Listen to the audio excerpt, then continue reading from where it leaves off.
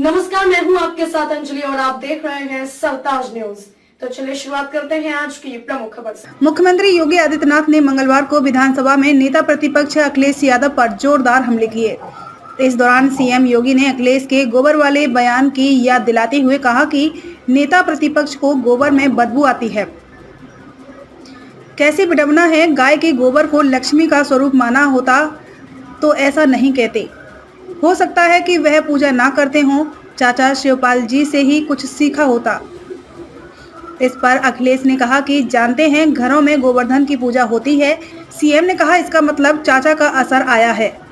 मुख्यमंत्री योगी आदित्यनाथ ने कहा कि नेता प्रतिपक्ष अखिलेश यादव विकास की बातें करते हैं लेकिन उन्हें गोबर से बदबू आती है। फिर कहा कि आप चाचा शिवपाल से कुछ सीख लेते होते तो ऐसा ना कहते। हमारे यहाँ तो गाय का गोबर पवित्र माना गया है। कई बार घरों में जब पूजा होती है तो वहाँ भगवान की मूर्ति नहीं होती, सिर्फ गोबर की पूजा की जाती है। गाय के गोबर को लक्ष्मी का प्रतीक माना गया है। मुख्यमंत्री योगी आदित्यनाथ ने कहा कि अब तो गोबर से अगरबत्ती भी बन रही है।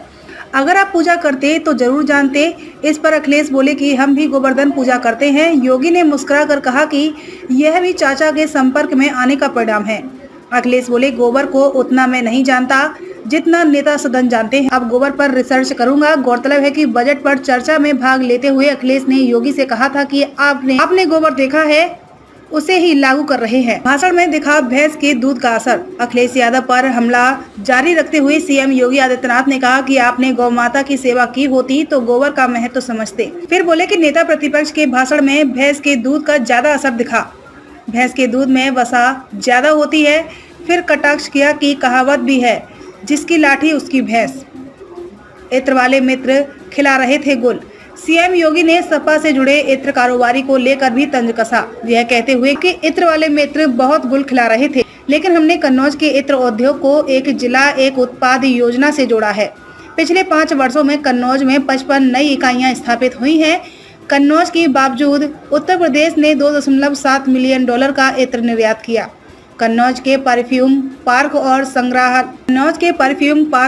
संग्रहालय के लिए 100 करोड़ रुपए का बजट प्राविधान ऋण के रूप में किया है। खबरों में अब तक के लिए बस इतना ही। मिलते हैं फिर ऐसे ही बड़ी खबर के साथ। तब तक के लिए नमस्कार और देखते रहिए सरताज न्यूज।